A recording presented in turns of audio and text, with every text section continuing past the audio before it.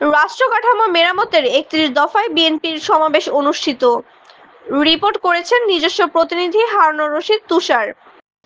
১৭ই March সোমবার ২ ঘটিকার সময় ঢাকা ক্যান্টনমেন্টে ঢাকা মহানগর উত্তর বিএনপির থানাসমূহে কর্মী সভা ও রাষ্ট্র মেরামতের ৩১ দফা নিয়ে ২৬তম কর্মশালা অনুষ্ঠিত হয়। ১৩ জুলাই ২০২৩ তারিখে বিএনপির ভারপ্রাপ্ত চেয়ারম্যান তারেক রহমান কর্তৃক জাতির রাষ্ট্র কাঠামো মেরামতের ৩১ দফা জনগণের মাঝে তুলে ধরা হয়। অনুষ্ঠানের প্রধান অতিথি হিসেবে ছিলেন ঢাকা মহানগর বিএনপির আহ্বায়ক আমিনুল হক। বিশেষ বক্তা ঢাকা মহানগর উত্তর বিএনপির সদস্য সচিব মোহাম্মদ মোস্তফা জামান। বিশেষ অতিথি ঢাকা মহানগর উত্তর বিএনপির যুগ্ম আহ্বায়ক মোস্তাফিজুর রহমান সেগুন, বিএনপি নেতা কামাল জামাল মোল্লা, ঢাকা মহানগর উত্তর বিএনপির সদস্য হান্নান ভূঁইয়া। অনুষ্ঠানের সভাপতিত্ব করেন ক্যান্টনমেন্ট থানা বিএনপির আহ্বায়ক অ্যাডভোকেট আলমগীর হোসাইন। অনুষ্ঠান সঞ্চালনায় ছিলেন ক্যান্টনমেন্ট থানা বিএনপির ১ নং যুগ্ম আহ্বায়ক আব্দুল রশিদ বাবুল। অন্যান্যদের মাঝে উপস্থিত ছিলেন সিটি ক্লাব সভাপতি তারিক আল মামুন, যুগ্ম আহ্বায়ক ঢাকা মহানগর উত্তর বিএনপি মাহবুব আলম মন্টু, যুগ্ম আহ্বায়ক পল্লবী থানা বিএনপির আনিসুর রহমান, ৫ নং ওয়ার্ড বিএনপি সভাপতি হাজী বাদশা মিয়া, সহসভাপতি আলিম মিরাজ, সাধারণ সম্পাদক আসলাম হোসেন গাজী, শহীদুল ইসলাম চান, নূর আলম সহ বিএনপির অন্যান্য সকল থানা ওয়ার্ডের নেতৃবৃন্দ এবং স্থানীয় গণ্যমান্য ব্যক্তিবর্গ উপস্থিত ছিলেন। গোপন রয়েছে, সেটা হচ্ছে তাবেদার সরকার যে চলে গিয়েছে স্বৈরাচারী পৈশাচিক হাসিনা, তিনি যেটা করেছিলেন কর্মচারী থাকবে, রাষ্ট্রের মালিক হবে না। রাষ্ট্রের মালিক কারা? আপনি, আমি, আমরা সকলে রাষ্ট্রের মালিক। কর্মশালার সম্মানিত সভাপতি উপস্থিত আছেন, সম্পূর্ণ করতে পেরেছি এই জন্য রব্বিল আলামিনের কাছে এবং তথা ঢাকা মহানগর উত্তরের সকল নেতৃবৃন্দের কাছে কৃতজ্ঞতা এবং শুকরিয়া আদায় করছি। সংগ্রামী নেতৃবৃন্দ, আগামী দিনও আমার নেতা জনাব আমিনুল হক ভাই যে সকল কর্মসূচি দিবেন, সকল কর্মসূচি এমনিভাবে সফল করব এই আশাবাদ ব্যক্ত রেখে সবাইকে আগাম অগ্রিম ঈদের শুভেচ্ছা জানিয়ে আমার বক্তব্য শেষ করছি।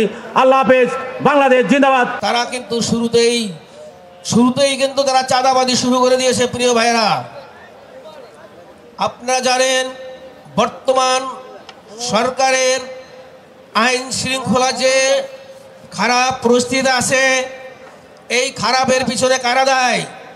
আমি মনে করি শেখ হাসিনার ওই গুন্ডা হেলমেট বাহিনী, শেখ হাসিনার ওই ছাত্রলীগ, যুবলীগ ঢাকার মাটিতে আনাচে কানাচে এখনো কিন্তু লুকে আছে।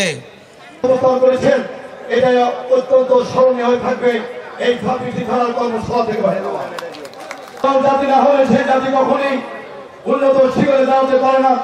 আজকে ক্যান্টনমেন্ট থানা আপনারা প্রমাণ করেছেন, এই জন্য আপনাদেরকে আমি আবারও ধন্যবাদ এবং অভিনন্দন জানাচ্ছি। ভাইরা আমার, শহীদ মুক্তিযোদ্ধাদের রাষ্ট্রীয় মর্যাদা স্বীকৃতি প্রদান।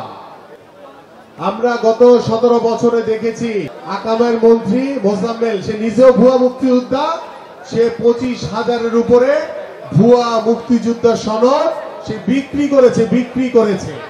গত 17 বছর যারা এই স্বৈরাচার শেখ হাসিনার বিরুদ্ধে আন্দোলন সংগ্রাম করতে গিয়ে শহীদ হয়েছেন, যারা এই জুলাই আগস্টে শহীদ হয়েছেন, সকলের সঠিক তালিকা প্রণয়ন করে আমরা তাদের সকলকে রাষ্ট্রীয় মর্যাদা, রাষ্ট্রীয় খেতাব এবং রাষ্ট্রীয় স্বীকৃতি প্রদান করতে চাই।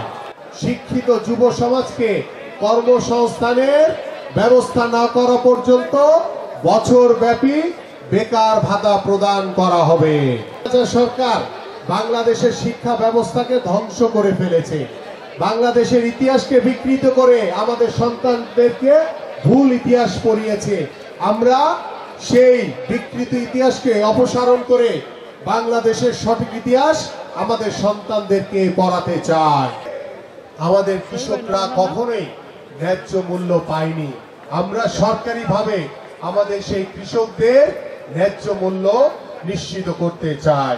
এগুলো পরিপূর্ণভাবে পুনর্গঠন করতে না পারি তাহলে কিন্তু বাংলাদেশের রাষ্ট্রীয় প্রতিষ্ঠানে কখনোই স্থিতিশীল অবস্থা আসবে না।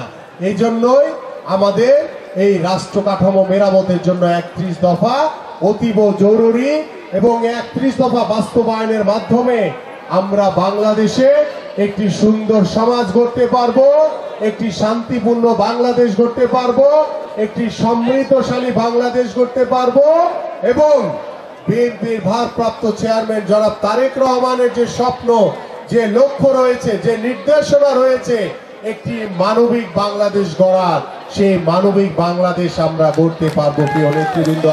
তাই আসুন আমরা সকল ষড়যন্ত্রকে মোকাবেলা করে সতর্ক থেকে ঐক্যবদ্ধভাবে আমরা একযোগে এই 31 দফা বাংলাদেশের রাষ্ট্র কাঠামো বাস্তবায়নের মাধ্যমে আমরা বাংলাদেশে একটি অবাধ সুষ্ঠু নির্বাচনের মাধ্যমে জনগণের সরকার প্রতিষ্ঠা করে সেই জনগণের সরকার বাংলাদেশের জনগণ চালাবে এবং সেই জনগণের সরকারের নেতৃত্ব দিবেন কে? বিএনপির ভারপ্রাপ্ত চেয়ারম্যান জনাব তারেক রহমান। আপনাদের সকলকে ধন্যবাদ।